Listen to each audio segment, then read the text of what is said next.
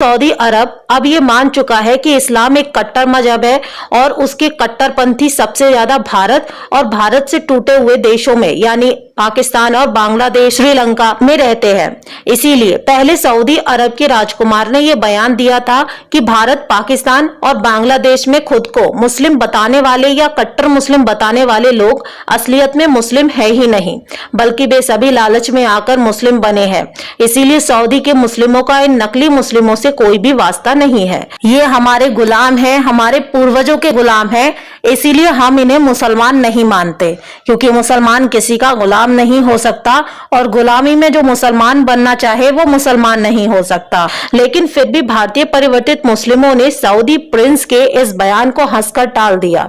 इसके कुछ महीनों बाद सऊदी के प्रिंस ने एक बार फिर ऐलान किया कि कोई भी विदेशी मुस्लिम यानी जो सऊदी अरब के बाहर का है, वो सऊदी अरब आकर यहाँ का पवित्र आबे जमजम का पानी मुफ्त में भरकर नहीं ले जा सकता। उसे एक घूंट पानी ले जाने पर भी पाबंदी लगा दी गई है ताकि सऊदी अरब के लोगों के लिए पानी की कमी ना रहे। फिर भी भारतीय कन्वर्टेड मुस्लिमों ने बात को हंसकर टाल दिया। लेकिन अब फिर से सऊदी के प्रिंस ने एक और ऐलान किया है और वो ऐलान है कि साल 2022 से पूरी दुनिया के परिवर्तित मुस्लिमों को भी मिलाकर हज की यात्रा मात्र 10 लाख मुस्लिम ही कर सकेंगे। यानी एक साल में हज करने वाले भारत से ही अकेले मुफ्त के हवाई जहाज से 30 करोड़ मुस्लिमों में लगभग 3 से 4 करोड़ मुस्लिम जाया करते थे। लेकिन अब जब सऊदी अरब की सरकार ने मात्र 10 लाख बाहरी मुस्लिम हज यात्रियों की शर्त रखी है, तो अब बताया जा रहा है कि मुश्किल से इन 10 लाख यात्रियों में भारत के मुस्लिम करीब 40 से 50 हजार ही जा सकेंगे। आपको बता दें, कोरोना महामारी के 2 साल के बाद हज पर जाने वाले भारतीय मुसलमानों को अब महंगाई का सामना करना पड़ेगा, वो भी सऊदी अरब की तरफ से, क्योंकि इस वार्षिक मुस्लिम तीर्थ यात्रा हज की लागत में 50% तक की बढ़ोतरी कर दी गई है। आपको पता ना हो, लेकिन मुसलमानों की हज यात्रा की सुरक्षा और सुविधापूर्ण व्यवस्था के लिए भारत की हज समिति एक सरकार द्वारा संचालित संस्था है और बकायदा हज यात्रा के लिए हर साल एक अलग बजट बनाया जाता है, जो अन्य किसी धार्मिक समुदाय की यात्रा के खर्च से काफी ज्यादा और नॉन रिफंडेबल होता है। यानी इस हज यात्रा से भारत के राजकोष में कोई भी फायदा नहीं होता, सिवाय एक भारी भरकम नुकसान के। लेकिन फिर भी भारत सरकार इस नुकसान को हंसते हंसते झेल रही है। खैर, डेक्कन हेराल्ड की रिपोर्ट के मुताबिक भारत से इस साल यानी 2022 में मात्र 80,000 से भी कम मुस्लिम हज की यात्रा पर जा पाएंगे, जबकि यही आंकड़ा 2019 में 2 लाख मुस्लिम हज यात्रियों का था। लेकिन इस बार सऊदी अरब देशी और विदेशी दोनों मिलाकर केवल 1 मिलियन यानी कि 10 लाख तीर्थ यात्रियों के आने की ही अनुमति दे रहा है। और इतना ही नहीं, साल 2020 और 21 में तो सऊदी अरब की सरकार ने किसी भी विदेशी मुस्लिम को हज करने यानी मक्का के काबा को देखने की अनुमति नहीं दी थी। इसीलिए ज्यादातर देशों में आगोश में आकर मुसलमानों ने उस देश के सार्वजनिक स्थलों पर नमाज पढ़ना शुरू कर दिया था, ताकि कोरोना को जन जन तक फैलाया जा सके। डेक्कन हेराल्ड से बात करते हुए कर्नाटक राज्य हज समिति के अध्यक्ष रफुद्दीन केजरीवाल ने कहा है कि उनके हाथ बंधे हुए हैं। वे चाहते तो भारत सरकार से मिले सारे पैसों से सभी 30-35 करोड़ मुस्लिमों को हवाई जहाज से मुफ्त में हज यात्रा करवा देते, लेकिन ये सब नहीं कर पाएंगे क्योंकि इसके पीछे सऊदी अरब का साथ नहीं मिल रहा है।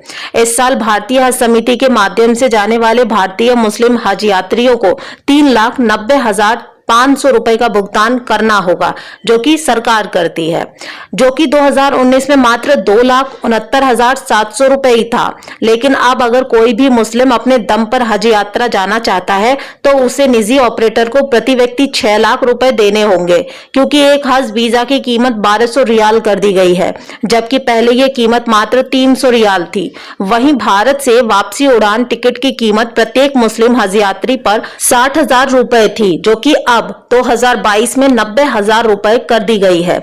इसके अलावा सऊदी अरब दुनिया भर के कन्वर्टेड मुस्लिमों पर लगाम कसने के लिए उन पर 15% वैट यानी वैल्यू एडेड टैक्स की शुरुआत भी कर रहा है और उनके रुकने की जगहों पर भी 5% टैक्स अलग से लगा चुका है, जो कि नगर पालिका टैक्स के रूप में लगाया जाएगा। यानी सऊदी अरब ने इतनी ज्यादा वसूली चालू कर दी है, इसीलिए एक देश के मुस्लिमों ने यह फैसला लिया है कि वो अब कभी भी मक्का मदीना हज यात्रा पर नहीं जाएंगे और वो देश है आर्थिक तंगी से गुजर रहा श्रीलंका।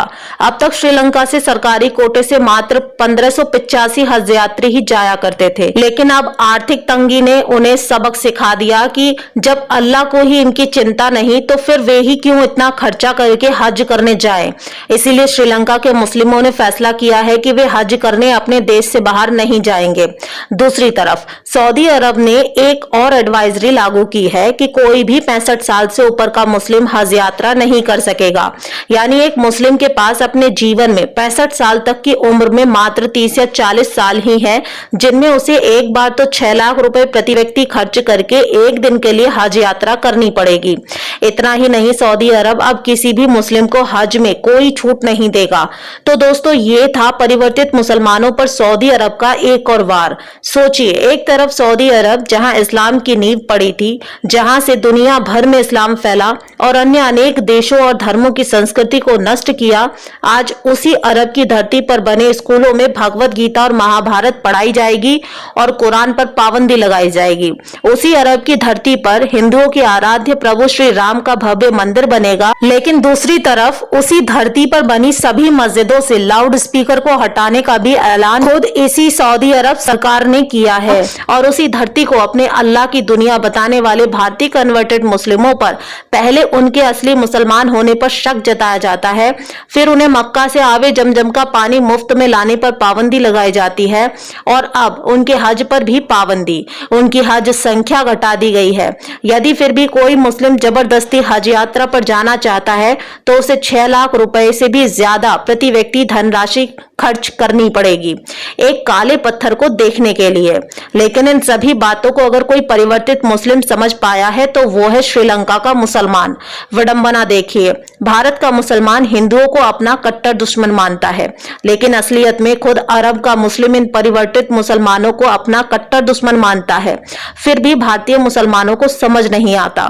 फिलहाल तो इस खबर पर आपकी क्या राय है? क्या सऊदी अरब की वर्तमान सरकार ही इस्लाम के अंत का कारण बन रही है? कमेंट में जरूर बताएं और वीडियो को ज्यादा से ज्यादा दोस्तों में शेयर करें ताकि कन्वर्टेड मोमिनों की आंखें खुल जाएं और वे स्वयं घर वापसी कर सके।